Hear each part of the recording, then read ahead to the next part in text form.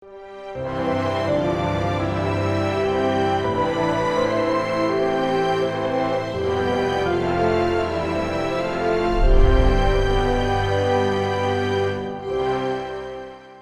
오늘은 에베소 교회와 헤어지는 바울이 교회 지도자들에게 고별 설교를 한 내용, 지난주에 이어서 오늘 두 번째로 나눕니다. 18절부터 28절까지는 바울 자신이 이제 에베소 교회를 떠나면서 그동안 어떻게 목회를 해왔는가에 대한 자기의 심경을 토로했다면, 자, 오늘 28절부터 끝까지는 에베소를 이끄는 지도자들에게 당부하는, 교회를 위탁하고 부탁하는 내용이 나와 있습니다. 앞부분에 보면 장로들을 불렀다, 그리고 오늘은 감독자로 세웠다. 이제 감독자, 장로들을 이렇게 표현하는데요. 이들은 오늘날로 말하면 목회자들이라고 볼 수가 있습니다. 가르치는 장로들, 그래서 치리하는 장로이기보다는 이제 목회자들을 의미합니다. 자, 오늘 바울이 권면한 내용을 좀 찬히 좀 살펴보는데, 28절에 보면 여러분은 자기를 위하여 또는 온 양떼를 위하여 삼가라. 성령이 그들 가운데 여러분을 감독자로 삼고 하나님이 자기 피로 사신 교회를 보살피게 하셨느니라. 여기 보면 두 가지 동사에 우리가 주목해야 되네. 첫 번째는 삼가라, 두 번째는 보살펴라라는 말이에요. 삼가라는 말은 현재 명령법으로 되어 있는데요, 계속적인 의미를 말합니다. 그러니까 지속적으로 자신을 돌아보고 깨어 있으라 하는 의미가 있습니다. 자, 이것은 특별히 이제 우리 신자들 모두에게도 해당되겠지만, 특별히 목회자, 영적 지도자들에게 요구하는 것인데, 그것은 자기 성찰을 하라는 겁니다. 자신을 계속 살펴라, 이제 이 얘기를 하고 있습니다. 너무나 당연한 얘기겠죠. 다른 사람을 돌보기 전에 먼저 자기 자신을 잘 돌보라, 이 얘기를 하는 것입니다. 바울은 여기에 대해서 이런 얘기를 했습니다. 고린도전서 9장 27절에 보면 내가 내 몸을 쳐 복종하게 함은 내가 남에게 전파한 후에 자신이 도리어 버림을 당할까 두려워함이로다. 바울이 엄청난 얘기를 한 것입니다. 바울 자신의 얘기를 하는 거죠. 내가 열심히 복음을 전하지만 오히려 내가 버림을 당할까 두려워한다. 그렇죠? 우리가 전도도 하고 또 남을 섬기기도 하지만 정작 자기 자신의 영혼은 방치해버리고 버림을 받을 수 있다는 이 두려움이 바울에게도 있었다는 겁니다. 목회자도 여러분 이렇게 공동체 성도들을 섬기지만 한 마리의 양입니다. 주님의 돌보심을 받아야 할 한 마리의 양, 주님으로부터 잘 돌봄을 받고 목회자가 건강해야, 영적으로 건강해야 그렇게 하나님의 교회를 세워갈 수가 있는 것입니다. 그래서 말씀을 전하기보다 말씀을 듣는 시간이 더 많아야 되고, 말씀을 이렇게 선포하는 자리보다 더 중요한 것은 하나님과 독대하고 하나님의 말씀에 귀를 기울이는 이 시간이 많이 필요한 것입니다. 그러지 않으면 목회자의 영혼이 피폐해지고 황폐해지고 아무것도 없는 상태 속에서 목양을 하다가 사고가 나는 경우가 많이 있는 거죠. 그래서 무엇보다도 다른 사람들의 본보기가 되고 많은 사람들의 시선, 그죠? 많은 사람들의 시선이 있는데 그 앞에서 부끄럽지 않는 목회자로 서야 한다는 것을 바울이 이제 에베소 교회 지도자들에게 말씀하고 있습니다. 그러면서 두 번째, 바울은 하나님이 자기 피로 사신 교회를 보살피라, 이렇게 얘기하고 있습니다. 두 번째는 보살피라는 거죠. 목자에게 요구되는 아주 중요한 기준이 성실함이라는 것입니다. 성도들을 돌아보는 일은 목양의 핵심입니다. 목자는 양의 상태를 잘 알고 그 양의 상태에 따라 돌보아야 합니다. 특히 연약한 성도들이 있습니다. 신앙이 잘 자라지 않는 성도들, 그대로 방치하지 않고 계속 그 어린 양이 자라가도록 도와주는 것, 이게 목양이라는 거예요. 자라가지 않으면 어떤 일이 납니까? 작은 일에도 넘어집니다. 별것 아닌 것에도 시험에 들고 힘들어하는 거죠. 그리고 자라지 않으면 그냥 어린 아이의 상태로 늘 있다면 목양에 끊임없이 그 어린 아이를 돌보는 그런 구조가 되면 그 교회는 결국은 감당할 수가 없게 되는 것입니다. 그래서 방목을 하게 된다는 거예요. 그래서 어린 신자를 끊임없이 자라가게 하고 자라가게 한 그 신자가 또 다른 성도를 도와줄 수 있도록 끊임없이 목양을 해 나가는. 그래서 연약한 신자는 연약한 신자대로, 강한 신자는 강한 신자대로 더 강한 신자로 무장되어 또 다른 사람을 섬길 수 있도록 목양하는 것. 이것이 바로 바울 사도가 에베소 교회에게 주신 말씀입니다. 자, 그런데 이 지상의 교회는 어떤 교회인가? 하나님이 자기 피로 사신 교회라는 것입니다. 하나님이 당신의 아들의 생명을 내어놓고 세워진 교회. 세상에 이런 교회가 어디 있겠습니까? 교회보다 더 가치 높은 곳은 있을 수 없습니다. 그리스도의 피의 희생을 통하여 교회가 세워졌다는 것. 그런 의미에서 교회는 세상적인 단체와 조직과는 구별이 되는 것입니다. 그래서 우리는 이 교회를 바라보는 우리의 태도, 피로 값주고 사신 교회, 그 교회를 바라보는 우리의 태도, 그리고 그 목사에게 주어진 임무가 얼마나 엄중한가를 바울이 알려주고 있습니다. 그래서 바울은 교회를 감독해야 되는 두 가지를 알려줍니다. 긍정적인 면과 부정적인 면이 있는데, 먼저 부정적인 것은 이리들로부터 교회를 보호하라는 말씀입니다. 여기 보니까 본문에 사나운 이리가 여러분에게 들어와 그 양떼를 아끼지 아니하며 그랬습니다. 교회를 허물려고 하는 자들이 일어날 것이다. 바울이 예고한 것이죠. 주님도 일찍이 강조한 바 있습니다. 요한복음 10장 11절로 12절에 보면 나는 선한 목자라 선한 목자는 양들을 위하여 목숨을 버리거니와 삭구는 목자가 아니요 양도 제 양이 아니라. 이리가 오는 것을 보면 양을 버리고 달아나느니 이리가 양을 물어 가고 또 해치느니라 그랬습니다. 여러분, 선한 목자는 양을 위해 생명을 버린다. 그러나 이리는 양을 물어가고 해친다는 것. 여러분, 양을, 성도를 양으로 비유하는데 이 양의 특성이 뭡니까? 양은 언제나 위험한 처지에 몰릴 때가 있다는 거예요. 양은 매우 연약한 동물이에요. 스스로 보호할 능력이 없는 동물을 우리는 양이라고 얘기합니다. 그러므로 양은 늘 위험에 처해 있습니다. 양측에 주어진 임무 중 하나는 뭘까요? 이 양들을 적으로부터 보호하는 일입니다.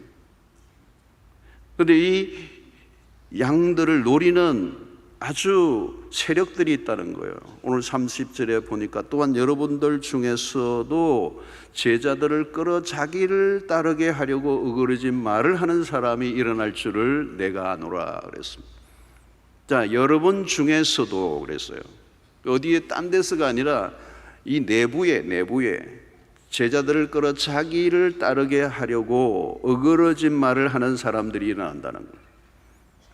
여러분, 여기 눈에 띄는 두 가지죠. 첫째는 제자들을 끌어 자기를 따르게 하고, 두 번째는 어그러진 말로 미혹한다. 여기 어그러진 말이라는 뜻은 왜곡한다는 거예요. 왜곡한다, 구부러지다, 그런 뜻이 있는데요, 복음을, 말씀을 교모하게 비틀어서 왜곡을 한다. 진실이 아닌 거짓된 말로 이끌려고 한다는 거예요. 처음에 들을 때는 매우 솔깃합니다. 확실하게 거짓말이면 누가 따라가겠습니까? 그럴듯하다, 그럴듯하고 매력적으로 들립니다. 그러니까 신앙의 체계가 갖춰지지 않은 사람은 미혹될 수밖에 없다는 거예요. 이리들은 자신의 정체를 숨기고 교회 안으로 들어와요. 양의 가죽을 뒤집어 쓴 이리떼들이 있다는 겁니다. 심지어 중직자들조차도 그런 사람이 있을 수 있다는 거예요. 그리고 중직자들조차도 그런 속임에 넘어갈 수 있는 사람들도 있고, 성도들의 영혼을 약탈해 간다는 거예요. 이들은 교회 안에 분열을 일으킨다는 겁니다. 자, 이들의 특징이 뭐라고요? 자기를 따르게 한다는 겁니다. 자기에게 이목을 집중시키고 조금씩 자신의 영향력을 키워가서 결국은 자기 사람을 만드는 거예요. 교회 안에 지도자로 자처하는 자들 중에 양들의 생명을 노리는 자들이 있다. 그래서 경계심을 한순간도 놓아서는 안 된다. 잘못된 가르침으로 사람들의 영혼을 유린하는 사람들, 인전에 안 들어본 아주 특별한 말씀을 전한다는 거예요. 현혹하는 거죠. 겉으로는 매우 친절해 보이지만 가까이 가면 이빨이 날카롭고 사악한 그런 이들이 교회 안에 이미 들어와 있다. 자, 그러면 이런 이리떼들이 언제 들어오는 것인가? 29절을 보시면 내가 떠난 후에, 이 내가 누구예요? 바울이 에베소 교회를 떠난 후에 사나운 이리가 여러분에게 들어와서 그 양떼를 아끼지 아니하며. 여러분, 바울이 에베소 교회를 떠난 순간부터 위험을 예고하는 거죠. 바울은 이미 본계에 있는 겁니다. 일어날 사태를 보고 지도자들에게 무장하라는 거예요. 영적 지도자가 떠난 이후에 일어날 가능성. 여러분, 교회들도 보면 리더십의, 단임 목사의 리더십이 교체기에 마귀가 막 역사를 해요. 그래서 많은 교회들이 1대, 2대, 2대에서 3대 넘어가는 그 과정에 사단이 개입해서 그 교회를 분열시키려고 하는 시도들이 막 일어나요. 그리고 많은 경우에 희생이 됐어요. 리더십의 공백으로 인한 어려움이 생각보다 크게 다가올 수 있다는, 그게 이미 한국교회 안에서 많이 드러난 사실이에요. 흔히 일어나는 이런 뭐냐, 거짓 교사의 출몰, 양들의 특징은 미혹을 당하잖아요. 거짓 교사들은 양들의 영혼을 집중적으로 공략합니다. 밥 먹고 그것만 합니다. 표적의 신자들이에요. 그들이 교회를 허물고 신앙을 가진 그 하나님의 사람들의 그 신앙을 파괴해버리는, 무엇이 잘못되었는지 이게 분별을 하지 못하는 거예요. 여러분, 양은 태생적으로 길을 잃어버리기가 쉽고, 이리는 태생적으로 길 잃은 양을 잡아먹는 일에 익숙해요. 그러므로 무엇이 필요할까요? 분별력이 필요한 것이. 분별을 할 때 여러분, 분별력을 가지려고 하면 기준이 있어야 돼요. 그런데 오늘 여기에서 바울이 우리에게 가르쳐 줍니다. 자, 이리들이 누구예요? 자기를 따르게 한다는 거예요. 사람을 여러분 따르면 안 됩니다. 우리는 사람을 믿는 게 아니에요. 우리는 하나님을 믿고 그리스도를 따르는 사람. 근데 신기한 건 사람들은 눈에 보이는 사람을 쫓아. 그리고 이 이리떼들은 자기를 돋보이게 하는 겁니다. 자기를 드러내는 것입니다. 자신에게 관심을 끌게 하는 것입니다. 말과 행동이, 모든 가르침이 결국은 자기에게 집중하게 만드는 거예요. 여러분, 신천지도 마찬가지. 이만희, 그 사람에게 쫓는, 그가 보혜사라는데 그 사람에게 쫓는 거예요. 교리를 배우고 모든 걸 배우는데 끝에 가면 그 사람이 있는 거예요. 이단에 빠진 사람들을 보세요. 여러분, 사람에게는 소망이 없습니다. 아무리 위대한 사람이라도 그냥 사람이에요. 성자 같은 사람도 사람이에요. 사람에게 실망하고 시험에 드는 것입니다. 처음부터 잘못된 길에 들어서는 사람들. 여러분, 말씀을 잘 가르치는 목회자들이 있습니다. 사람들은 그가 전한 말씀에 은혜를 받습니다. 거기까지는 좋아요. 문제는 그 목사에게 집착하는 것입니다. 그래서 잘못된 거예요. 좋은 목사는 누구입니까? 자기에게 하게 하지 아니하고 자신이 전한 말씀에 주목하게 합니다. 그리고 그 말씀에 주목하다 보면 그 중심에는 반드시 그리스도가 있어야 합니다. 자, 바울은 자신이 했던 것을 상기시킵니다. 오늘 31절에 보니까 그러므로 여러분이 일깨어 내가 3년이나 밤낮 쉬지 않고 눈물로 각 사람을 훈계하던 것을 기억하라. 바울의 목회가 비장한 거죠. 1세기에 아직도 교리화되어 있지 않고 제대로 된 책도 없고 아무것도 눈에 보이는 게 형성되지 않은 그 시대의 교회. 그러니까 얼마나 이리떼들이 많았겠어요. 얼마나 거짓 교사들이 일어났습니다. 그러니까 신약의 서신을 보면 요한의 1서, 2서, 3서, 유다서 마찬가지로 그의 바울의 서신에서도 그런 것들을 암시하는 말씀들이 너무 많은 것이죠. 그러면서 바울은 이리떼들로부터 자기 자신을 지켜야 되는데, 교회 성도들을 지켜야 되는데, 두 번째 부탁하는 건 뭘까요? 이리떼로부터 지켜내기 위해서 더 중요한 것은 32절에 있습니다. 지금 내가 여러분을 주와 및 그 은혜의 말씀에 부탁하노니 그 말씀이 여러분을 능히 든든히 세우사 거룩하게 하심을 입은 모든 자 가운데 기업이 있게 하시리라. 매우 중요한 구절이에요.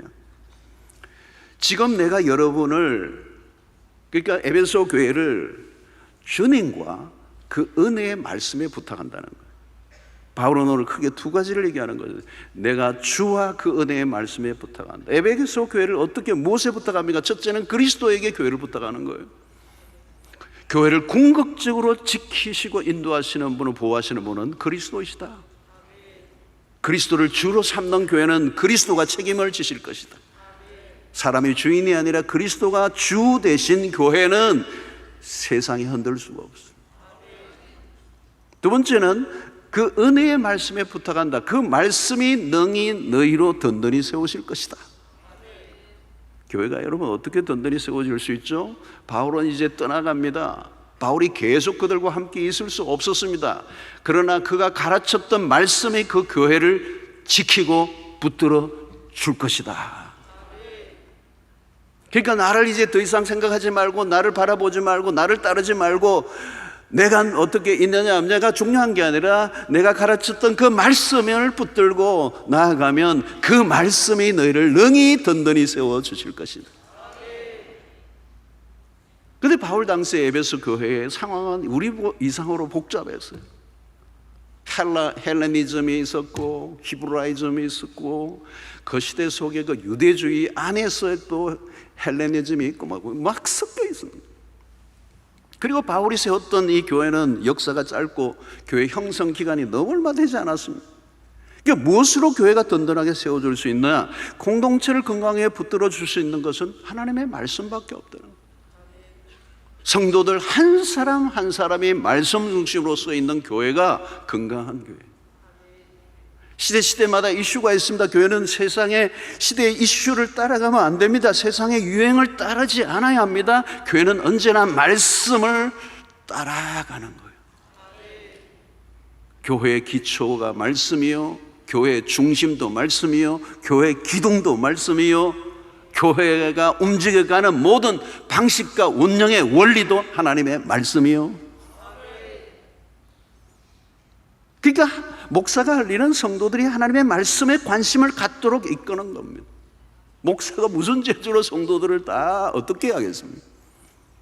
말씀을 사랑하고 말씀을 가까이하고 말씀에 무지하지 않도록.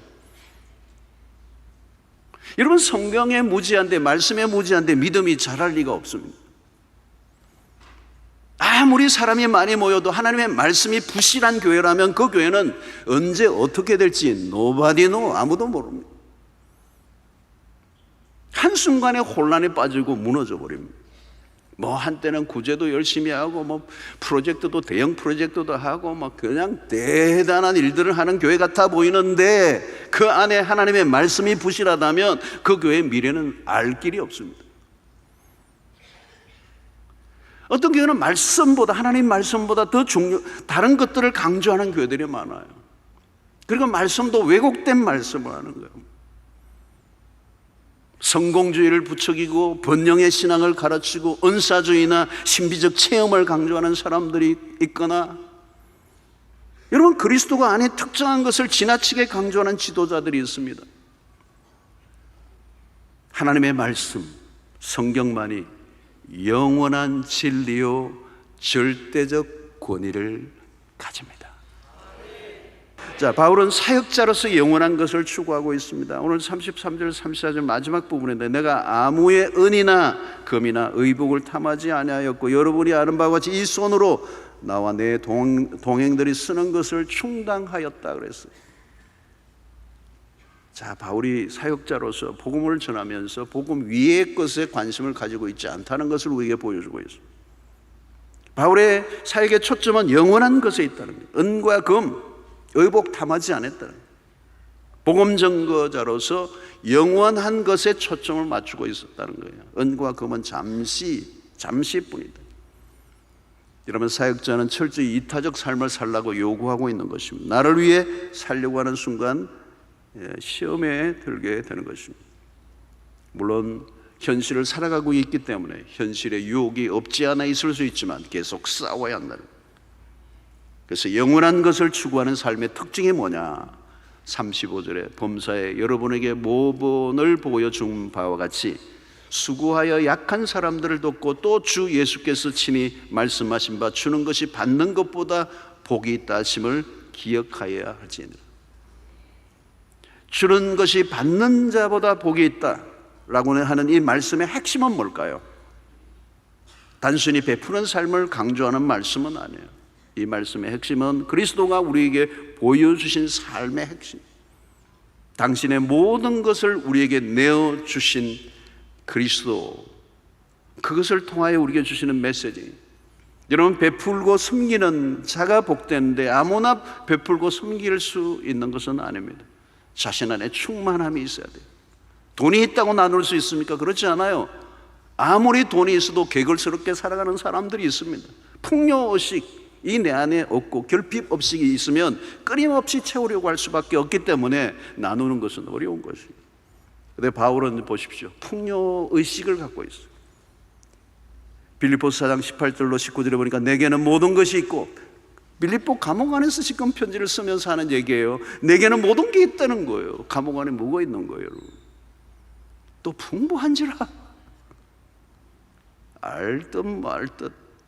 자, 에바브로 편에 너희가 준 것을 받음으로 내가 풍족하니, 주면 얼마나 줬길래 풍족했겠어. 이런 받으실 만한 향기로운 제물이 하나님을 기쁘시게 한 것이라. 나의 하나님이 그리스도 예수 안에서 영광 가운데 그 풍성한 대로 너희 모든 쓸 것을 채우시리라. 바울은 지금 그리스도 안에서의 풍성함을 누리고 있는 거예요. 그리스도 그분 때문에 충만함을 누리고 있는 거예요. 그래서 그는 복음을 위하여 거치는 것이 없이 자비량으로 사역하며 봉사하며 일을 하며 돈을 마련하고 오히려 그리스도 안에서 받았던 그 풍성한 은혜를 나누기 위해서 힘썼던 삶을 우리에게 보여주고 있습니다. 그래서 그런 복음을 전하는 자로 조금도 그리낌이 없는 사역자로 그가 달려갈 수 있었던 것입니다. 사랑하는 성도 여러분, 아마 이 목회자로서의 바울, 그의 삶은 쉽지 않았을 거예요. 그러나 그는 복음을 전하기만 한 것이 아니라 복음을 자신의 삶에 녹여냈습니다. 그렇습니다. 목회자의 삶은 유리알처럼 투명하게 드러날 수밖에 없어요. 성도들의 눈이 얼마나 많습니까? 어느 것 하나 잘 없지 않아요. 어려운 일입니다. 그러나 어렵기만 한 것이 아니라 그 길은 영광스러운 길, 피로 사신 교회를 섬기고 세워가는 일이야말로 얼마나 영광스러운 직무입니까? 바울은 환난과 핍박이 기다리고 있지만 그는 멈추지 않습니다. 그리고 우리는 그동안의 지난주의 메시지를 통하여 그가 교회를 얼마나 사랑하고 있는지를 우리는 보게 되었습니다. 사랑하는 성도 여러분, 주님의 교회는 하나님이 자기 피로 사신받은 교회입니다. 그 주님의 교회를 주님이 세워가십니다. 특별히 말씀 위에 세워진 교회들을 통하여 하나님이 일하고 계십니다. 저는 한국교회 안에 이 오늘날 짙게 드리워져 있는 패배주의가 있어요. 오늘 목회자들, 젊은 목회자를 만나면 많이 패배주의에 빠져 있어요. 절망감에 빠져 있는 분들을 보게 됩니다.